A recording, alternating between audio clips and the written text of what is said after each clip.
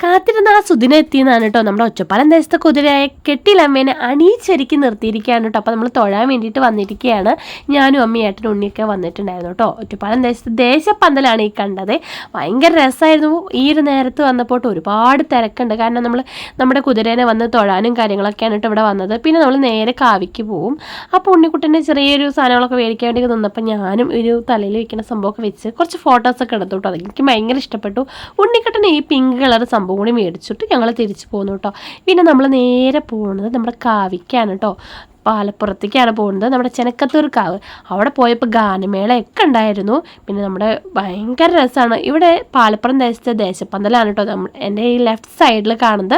പിന്നെ യന്ത്രൂഞ്ഞാലും പിന്നെ ഒരുപാട് റൈഡ്സും കാര്യങ്ങളൊക്കെ അവിടെ ഉണ്ട് കേട്ടോ. തലേ ദിവസമായിട്ടും നമുക്ക് പൂരത്തിൻ്റെ അതേ ഒരു ഇതാണ്. അത്രയും തിരക്കും കാര്യങ്ങളുമാണ് കേട്ടോ.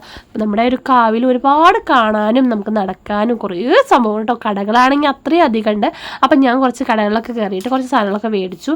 പിന്നെ പൂരത്തലേന്ന് പൂരപ്പറമ്പിൽ നടക്കാനുള്ള ഒരു രസം അത് അനുഭവിച്ചിരിക്കേ അറിയുള്ളൂ കേട്ടോ. ഒരു പ്രത്യേക രസമാണ് കേട്ടോ. എനിക്ക് ആ ഫീല് ഭയങ്കര ഇഷ്ടമാണ്.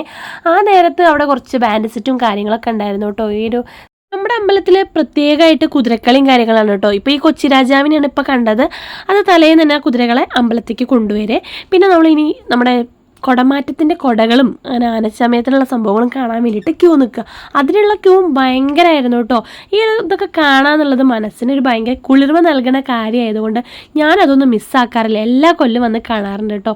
ആനയൊക്കെ ഇടാനുള്ള നെറ്റിപ്പട്ടും അങ്ങനെയുള്ള എല്ലാതും. അപ്പോൾ അതൊക്കെ കണ്ട് ഞാൻ ഏട്ടൻ്റെ കൂടെ നിന്നു കേട്ടോ. പിന്നെ ഞങ്ങൾ നേരെ യന്ത്രൂഞ്ഞാലിൻ്റെ ഒരു ഭാഗത്തേക്കൊക്കെ പോയിട്ട് അവിടെ കുറേ റൈഡ്സും കാര്യങ്ങളൊക്കെ ഉണ്ട്. അവിടെ നടക്കാനേ വയ്യ, നല്ല തിരക്കാണ് കേട്ടോ. അപ്പോൾ നമ്മൾ അവിടെയൊക്കെ പോയിട്ട് ഒരു ഐസ്ക്രീം കഴിക്കാൻ വേണ്ടി നിൽക്കുക ചെയ്തത് കേട്ടോ. അപ്പോൾ അങ്ങനെ ഞാനും അമ്മയ്ക്ക് ഒരു ഐസ്ക്രീം കഴിച്ചു. പൊതുവേ ഞാൻ ഐസ്ക്രീം കഴിക്കാത്തതുകൊണ്ട് ഞാൻ അവർ കഴിക്കുന്നത് നോക്കി നിൽക്കുകയാണ് ചെയ്തത് കേട്ടോ. ഐസ്ക്രീം കഴിക്കാത്തതുകൊണ്ട് നേരെ തന്നെ ഏട്ടനും അമ്മയും ഈ ബജ്ജിക്കട ആ ഒരു ഭാഗത്തേക്ക് കൊണ്ടുപോയത് കേട്ടോ. പണ്ടൊക്കെ ഇങ്ങനെ നന്നായി കഴിക്കുമായിരുന്നു ബജ്ജിയൊക്കെ ഈ പൂരപ്പറമ്പ് വന്നിട്ട്. ഇപ്രാവശ്യം എന്തോ എനിക്ക് വലിയ ഇഷ്ടപ്പെട്ടില്ല. എന്നാലും ഞാൻ പൂരപ്പറമ്പിൽ എത്തിയാൽ ഫുഡ് ലവേഴ്സ് എല്ലാവരും ഓരോ തരം ടേസ്റ്റ് ചെയ്ത് നോക്കുമല്ലോ. അതുപോലെ ഞാനും ഓരോന്നും ടേസ്റ്റ് ചെയ്ത് നോക്കി കേട്ടോ. പിന്നെ മൊജിറ്റോ കുടിക്കാൻ പറഞ്ഞിട്ട് ഏട്ടൻ നേരെ ഇങ്ങോട്ട് കൊടുന്നു. മൊജിറ്റോ ഞാനൊരു പൈനാപ്പിളിനെ മേടിച്ചത്. എനിക്കത് വല്ലാതെ ഇഷ്ടപ്പെട്ടില്ല. അതാണ് കേട്ടോ എൻ്റെ ഫേസ് ഇങ്ങനെ. അപ്പോൾ എല്ലാവർക്കും ബൈ.